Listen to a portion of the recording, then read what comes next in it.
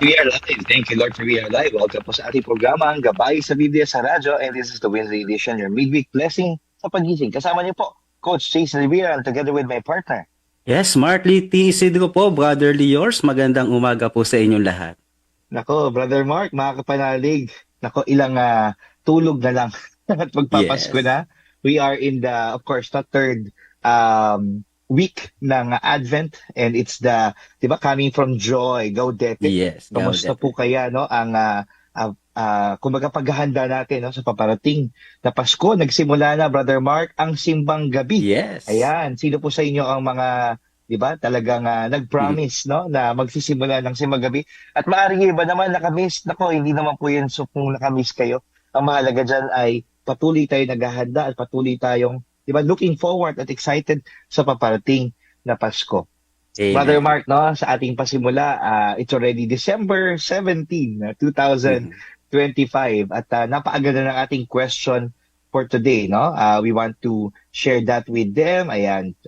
Brother Mark, ano ba ang ating question for today?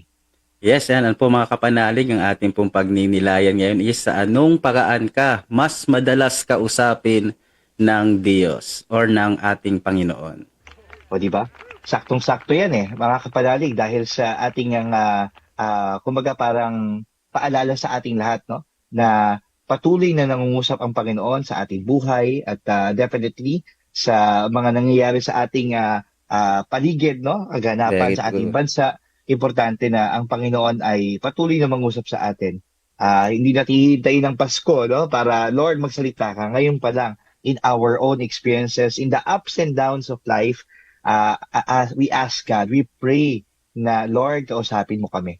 Brother Mark, Yes. ikaw, unang magbahagi dito sa ating tanong. Go ahead, brother. Ayan, syempre, ako po, Coach JC at mga kapanalig, mas madalas kong nararamdaman na kinakausap ako ng Diyos kapag nagbabasa at nagre-reflect ako sa Bible. Kasi sa prayer, aminin po natin, madalas tahimik si Lord. Kasi ayan, hindi siya laging nagsasalita ng diretsyo. Pero syempre, sa katahimikan, lalo na sa presence niya through the sacraments, may mga Bible stories of verses na bigla na lang pumapasok, di ba? At doon ko rin nararamdaman na, ito pala ang sagot ni Lord. Pero para po sa akin mga kapanalig, hindi sapat ang prayer lang. Kasi kung wala baga tayong pagbabasa ng Bible or kung wala tayong pakikinig sa homily ng mga pari, sa preaching ng mga spiritual leaders, parang may kulang, di ba? That's why I believe, and I really believe, and I always advocate this. We need to read the Bible to truly know God's will for us. Kasi kung hindi tayo nagbabasa ng Bible, paano natin makikilala ang boses ng Diyos? Paano natin malalaman ang will niya, di ba?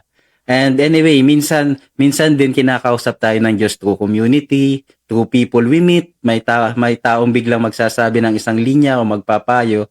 Tapos, parang tinamaan ka, relate or sapul ka. Parang sasabihin mo, parang si Lord ang nagsalita. Yan, tama po ba? May nakaka-experience na ba sa inyo yan?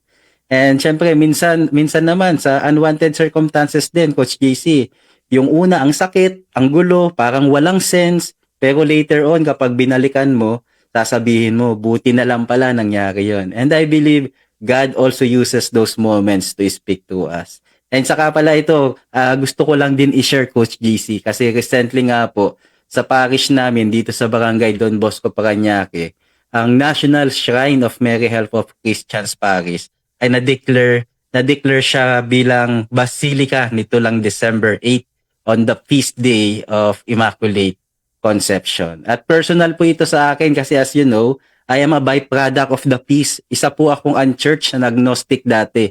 At dahil sa the peace, dinala po ako pabalik sa simbahan. At ngayon, by God's grace, nagse-serve na rin po ako sa Commission on Family Ministry ng aming parish. And since naging minor basilica na po kami, mas ramdam namin na mas malaki na ang responsibility.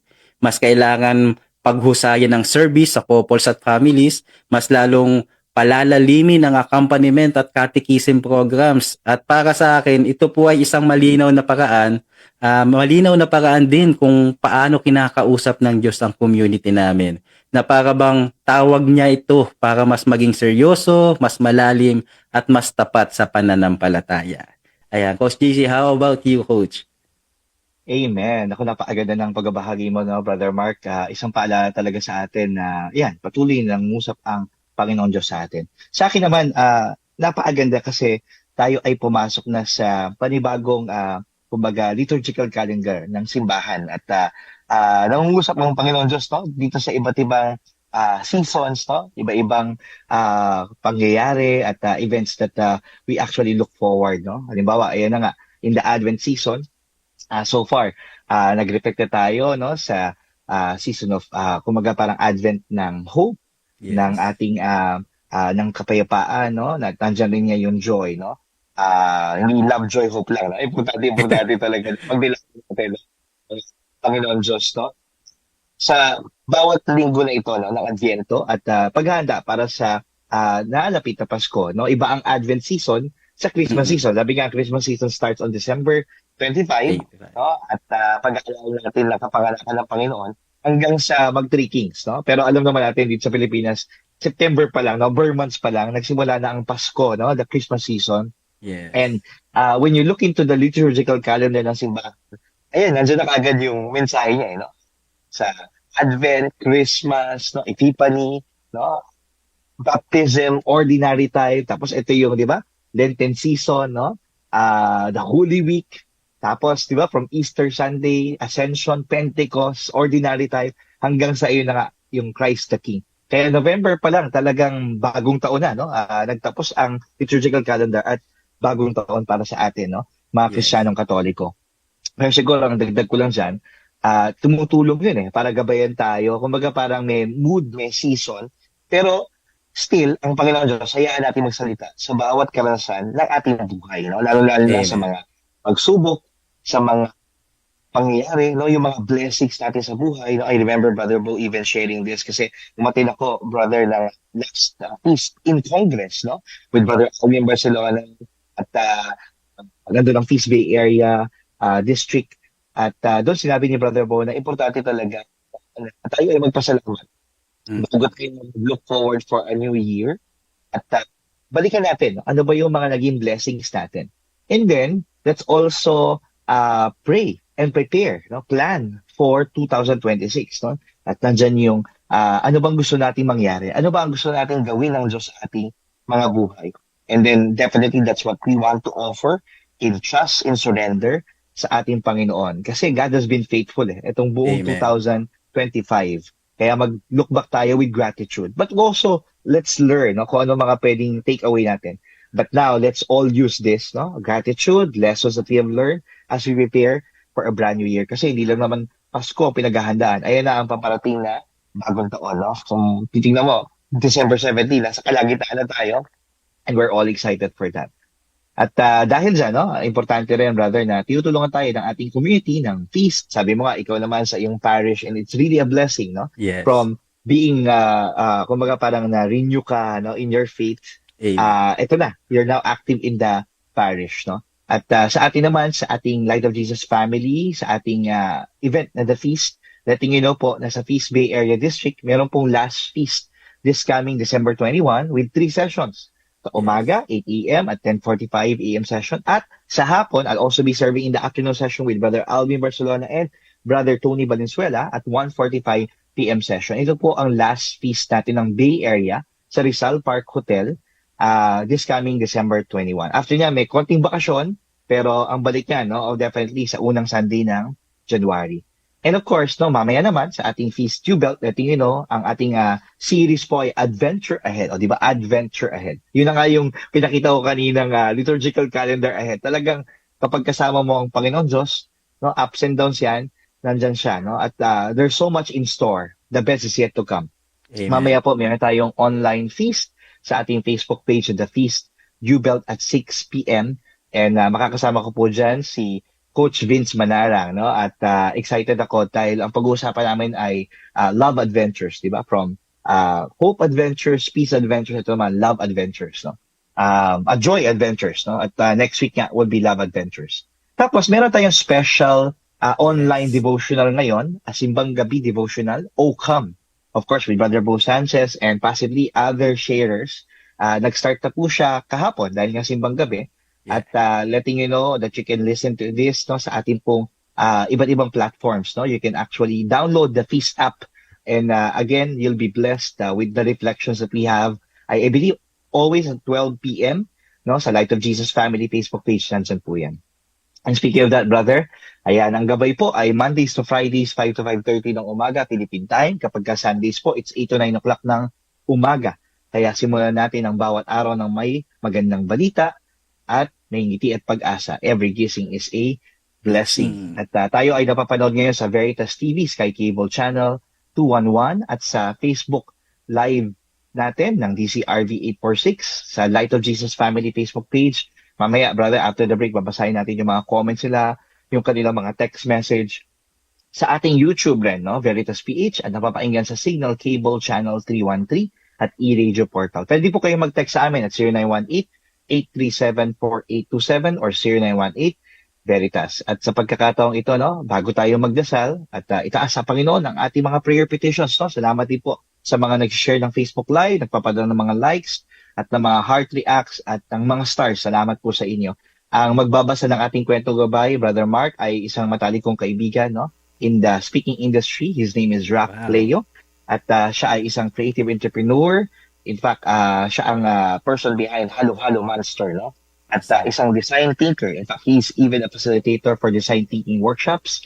At ayan, he's also have a lot of creative projects, no, like itong podcast na School of Rock and many more. I'm blessed to share with you, no? Siya po magbabasa ng ating kwentong gabay. At at this moment, pakinggan po natin ito.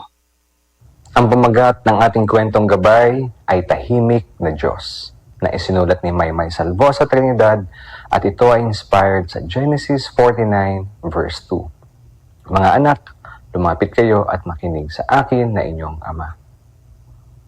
Kung talagang mapagmahal ang Diyos, bakit may mga oras na tila hindi niya sinasagot ang mga dasal ko?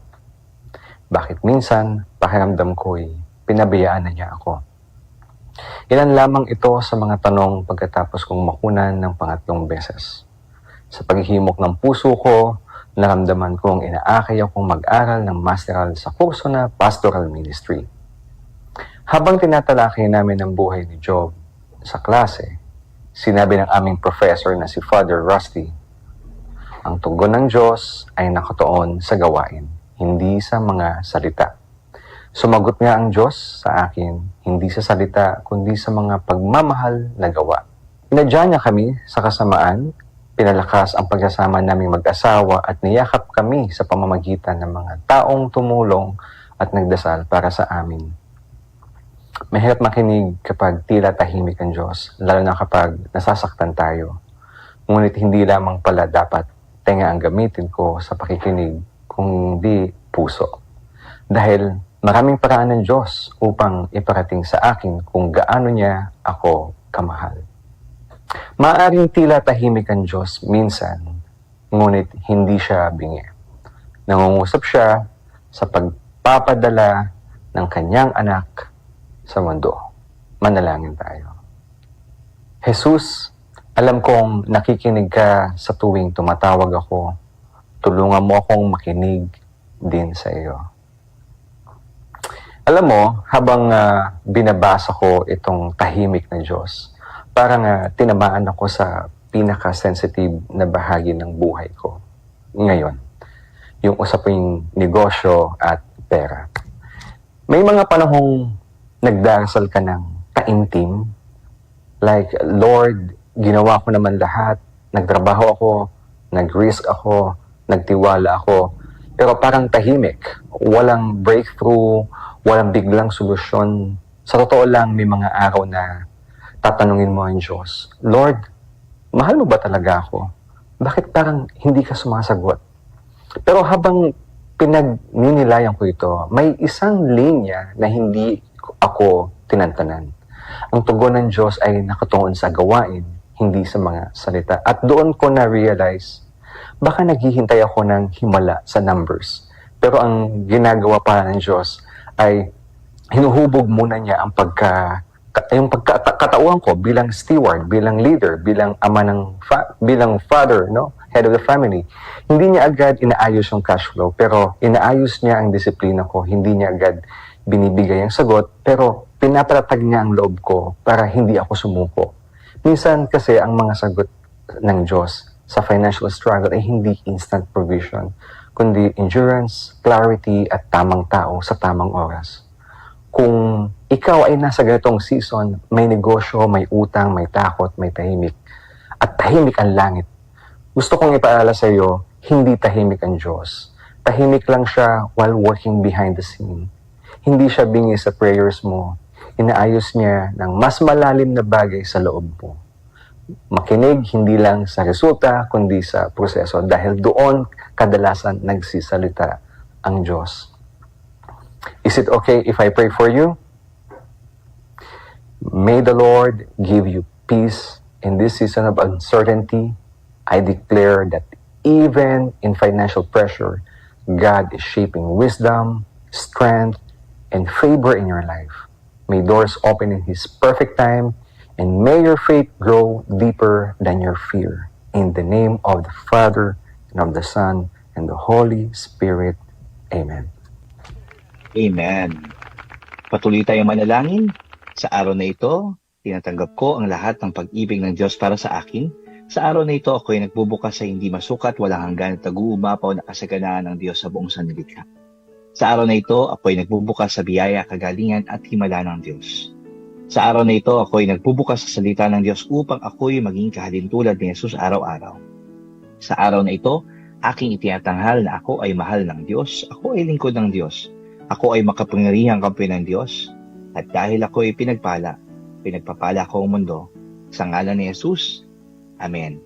In the name of the Father, the Son, the Holy Spirit. Amen. Maraming salamat, Brother Rack Cleo. At of course, salamat din kay Maymay Salvosa para sa ating kwentong gabay na isinulat. Yes. Napakaganda. Pag-usapan pa natin yan, no, Brother Mark, after ng break. But again, just before we go for break, feel free to join us in the conversation apart from your prayer, petitions, at sa inyo po mga pagbati. Sa anong paraan ka madalas kausapin ng Panginoon? Magbabalik po ang ating programang Gabay after this quick break.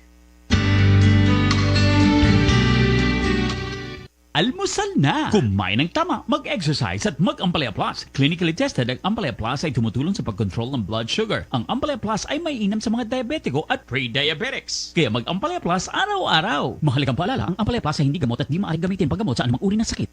Iba't ibang lasa, may salabat, turmeric at ampalaya.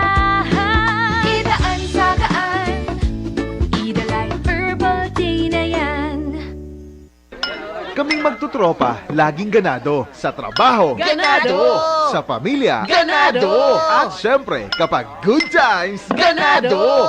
Ang mga selebrasyon kasama ang tropa, walang katulad. Basta may moderation, healthy lifestyle, at Liverade. Ang Liverade ay may silimarin na maaring makatulong sa kalusugan ng atay. Araw-araw kaming umiinom ng Liverade dahil kami ay Ganado sa kalusugan! Liverade, It's Liver Lover, boys! Mahalagang paalala, ang Liverade ay hindi gamot at hindi dapat gamiting paggamot sa anumang uri ng sakit. Tulong proteksyon at pampalakas sa kalusugan ng atay. Liverade Silimarin Capsule. Mabibili sa mga leading drugstores nationwide.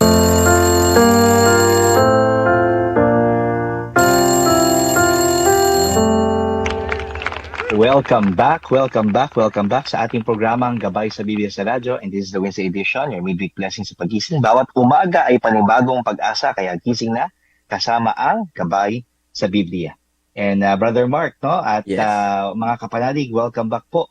I just wanted to share this because it's also a special day for me, brother, Yeah. because it's my wife and I celebrating our wedding anniversary, our Awesome. 14th wedding anniversary. Kaya Milen, kung nakikinig ka man or baka on team replay, happy anniversary to us at celebrating God's love, no?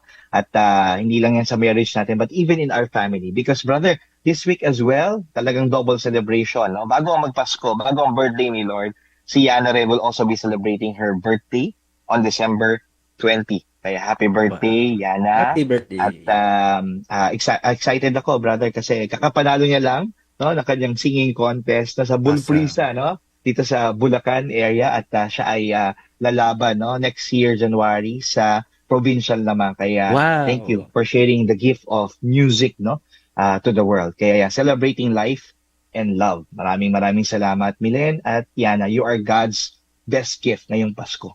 Amen. At ayan po, mga kapanalig. Brother Mark, ano ang ating question muli para sa ating mga kapanalig, brothers and sisters? Go ahead, brother. Opo, sa anong paraan ka mas madalas kausapin ng Panginoon? Ayan. At definitely, nangungusap ang Panginoon Diyos sa atin, Brother Mark. No? Sa mga reflections natin kanina, ayan, salamat din kay Maymay Salvosa na nagsulat ang ating kwentong gabay at kay Brother Rack Cleo. At ito bro, tingnan natin ang mga comments nila sa Light of Jesus Family Facebook page. You can look into that. Ako naman, ito, DZRV846, si Maria Divina.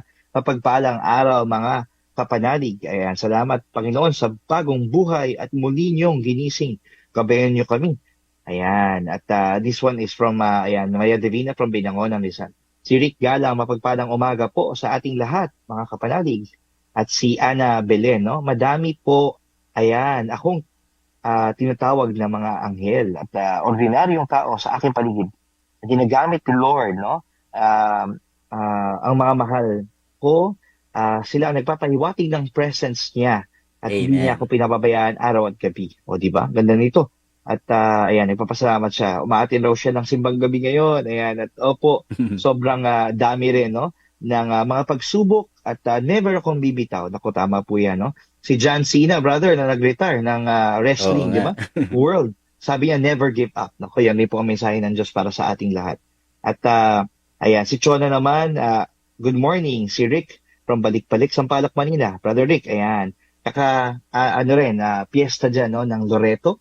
Kasi nag-celebrate ng live event last week, December 10, ang feast natin dyan. No? Ang daming tao, grabe. Si Leonie, bumabati rin sa atin. Sabi niya, thank you Lord for guidance and protection. Amen. At si Mary Jane naman, morning, Tita V at Tita Elsa, all kapanalig. Salamat po. Ayan, mga pagbati. Brother, dyan sa Light of Jesus Family Facebook page, anong mga comments? Bumabati ang ating mga avid listeners, si Brother Randy Vidal na nagpadala siya ng verses and some prayer. And of course, si Brother Monching Maribao, bumabati rin ng good morning sa ating mga kapanalig that every gising is a blessing and a new beginning. And of course, ito, yung ating kasama, si Sister Buddy Marivilla, bumati rin ng good morning sa atin. Nako, salamat. At makakasama ko si Sis Buddy next week, no? Excited ako kasi it's a Christmas special, no? Kasi tumapat ng 24, eh. Tapos would you believe, even our December 31, o di ba, Christmas Eve, December 24, Wednesday yan. And then, December 31, New Year's Eve. No? At sana, magkaroon tayo ng collaboration dito sa Wednesday squad natin. Ayan, naku, salamat po. Dito naman may mga text messages na pumasok. Salamat, ayan, kay Kapadalig 5603.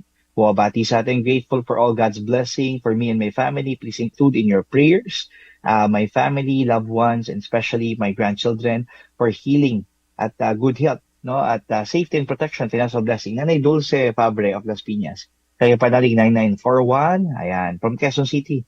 Ayan, ramdam ko po ang Diyos sa mga dasal ko na natutupad at sa mga problema kong nalalampasan. Ganun, no? Sa mga dasal or mga pangarap na natutupad at sa mga problema na nalalampasan ko. Kasi pwedeng one-sided, brother. Pwedeng, Lord, salamat sa mga blessing. You're speaking through this. Pero pwede rin, di ba, sa mga problema natin, nangungusap ang Diyos. No? In fact, when you look into the rosary, di ba, the mysteries of life, di ba, joyful, sorrowful, luminous, at glorious. Yes. Yung misteryo ng buhay, ganun talaga. No? You go up and down, pero nandun ang Panginoon Diyos at magandang pagnilayan natin, ano ba, instead of asking, Lord, bakit nangyayari sa akin to, di ba? Maybe we can ask a better question like, Lord, anong mensahe mo sa pangyayari na ito ng aking buhay, no? Anong mensahe mo sa kaganapan na nangyayari sa ating bansa, di ba? Patuloy pa rin ang paanawagan na, di ba, ng hustisya, no? At kumbaga parang accountability and good governance, no? At sabi nga, di ba, ang dami nang nangyari hanggang ngayon, wala pa rin nakugulong, di ba? Oo nga. So, yan, nangungusap ang Panginoon Diyos sa atin, no? At sana nangungusap din po, no, sa mga tao na maaring kailangan talaga, no? Lahat tayo ng pagbabago sa ating buhay. And speaking of that, alam mo bro, pag-iisipin mo yung ating gospel for today, ito yung talagang isa sa mga, iniiwasan eh. Oo nga. Yung genealogy of Jesus, no? Kasi pag binasa mo na to, yan, yung Matthew chapter 1, verses 1 to 17, ang daming pangalan at maraming mga pangalan na hindi mo mabigkas, no?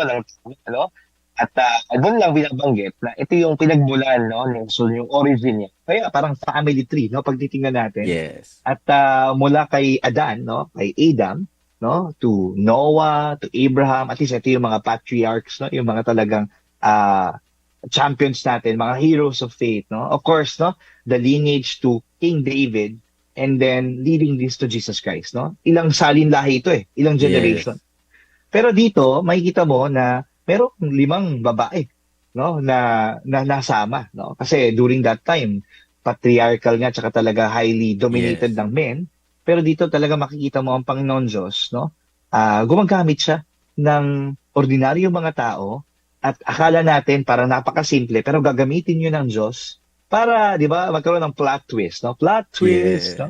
At yung plot twist na yun na sa lahat ng mga saling lahi na ito, paparating ang tagapagligtas. And I believe it's an ongoing theme, no? At storya, na kahit naman sa mga pelikula, sa mga binabasa natin, na lagi naghihintay tayo ng tagapagligtas, no? True. At ayan, tamang-tama, no, sa ating paghahanda no, ngayong panahon ng Advento at sa paparating na Christmas season, talagang we commemorate no ang ating manunubos, no. Sabi nga, Jesus is the reason for this season. Kaya huwag Amen. nating palitan, no, yung Christmas, no, ng Ng happy holiday. holidays, di ba? Parang tinatanggal natin yung totoong diwa ng Pasko at yan ang ating Panginoon. Patuloy tayong maganda sa paparating na Pasko. Brother, baka meron kang quick sharing pa or reflection kanina sa mga binasa natin at even lead sa ating gospel. Yeah, dito sa ating gospel reading, kung titingnan natin ang genealogy ni Jesus, makikita natin na God works through family stories kahit magulo, kahit may pagkukulang. Kaya kung babalikan natin ang sarili rin nating buhay, sigurado po ako may mga messes or gulo din tayo. May failures, may mga kwento na mahirap ikwento, may hiya, may regret. Pero mga kapatid, ito po ang magandang balita. God has always been at work even in the broken parts of our story. Amen. Wow. Thank you, brother, for reminding that. No? At patuloy na gumagalaw ang Panginoon Diyos, no, sa ating buhay. Even Amen. Brother Rak kanina shared that God is working behind the scenes. Amen. Amen. At speaking of behind the scenes, ito may nag-message ulit, no? Kapanalig 8015, magandang umaga, pakisama po ang aking family, panalangin sa misa, lubusang kagalingan ko. At Lord, patawad sa mga kasalanan at pagkukulang at salamat sa mga biyaya. Lola Mem ng Bulacan, ako salamat po sa inyo, no? At thank you po sa mga nag-comment, mga nagpadala ng pagbati at mga prayer petitions, no? Binabati natin si Leon, ayan, si Mary, si Nieves, sabi niya, salamat sa Diyos. Nakapagsimbang gabi, no? From Quezon, Nueva Ecija. Si Fidelisa Valerio, ayan, Brother Mark, Quezon City, praying for guidance and protection. At nalangin tayo sa mga kapalalig natin, no? Para sa kanilang mga prayer petitions. Araw-araw ay may misang iniaalay dito sa Radio Veritas. Just before we wrap up, ayan, brother, again, mamaya po ay may Facebook live stream tayo sa ating Facebook page of the Feast Q-Belt. Ang ating pong ongoing series ay Adventure Ahead, Heaven on Earth. At mamaya po, it will be about joy adventures, no? Natapos na kami sa hope adventures, peace adventures, at ito na nga, no, yung ating joy adventure. At kasama ko mamaya dyan si Coach Vince Manarang. Ayan. At sa mga nag-celebrate ng birthday at mga anniversaries, no? Ayan, katulad ni Yana at ni Milen, we celebrate with you and praying with you as well. Happy birthday po at happy anniversary. At salamat din sa pagiging biyaya ninyo. You are blessed to be a blessing. Para sa paraan ng pagtulong, no? Ayan po, ang mga tao na tutulungan natin from womb to tomb. At siguradong, ayan, maraming magiging blessed po ngayong Pasko, kaya maging blessing din tayo. Let's continue the cycle of generosity and invest in the mission in lives. Para sa paraan ng pagtulong, pumisita lamang po sa at biyayasaradio.com. Yan po ang ating website.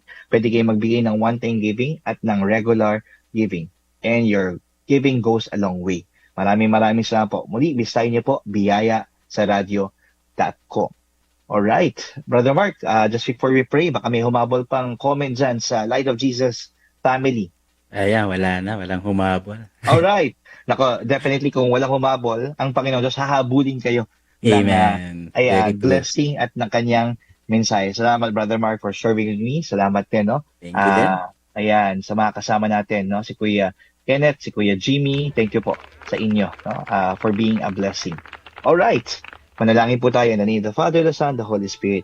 Amen. Maraming salamat po muli, Panginoon, dahil muli kayo nagsalita sa amin at nangusap. At pinaalala niyo po sa amin, Panginoon, na sa aming buhay, no, sa aming family tree, maganda man o hindi maganda, we want to thank you. And we look back with gratitude. We are grateful, Lord, for all the blessings that we have right now. And we are expecting with faith, hope, and love as we prepare even more sa iyong birthday, no, ngayong Pasko. Kaya maraming salamat, Panginoon. At iataas po namin ang mga prayer petitions sa aming mga kapanalig. Patuloy niyo ihanda aming mga puso sa inyong pagdating sa aming buhay. Ito ang aming panalangin. Amen. In the name of the Father, the Son, the Holy Spirit. Amen. Just before we wrap up, may humabol pa. Kapanalig 8015. Magandang umaga po. Family panalangin sa misa. Ayan. Thank you po. Lola Mem, salamat. Si kapanalig 1506, no? Nawa po'y gumaling ang na si Benaline Mendegorin. Salamat po. Lola Ofelia ng Las Piñas. Salamat po muli. At Brother Mark, high five. Thank you, Brother Rack Pleo at Sis Maymay Salvosa. Salamat po mga kapanalig for listening to us. Pakinggan niyo po ang susunod na programa, ang Veritas Balita. Muli, Coach Stacey Libirang with Brother Mark Lee, nagsasabing si Jesus ang ating gabay habang buhay. Sumain niyo ang katotohanan. Blessed Wednesday, everyone. Gabay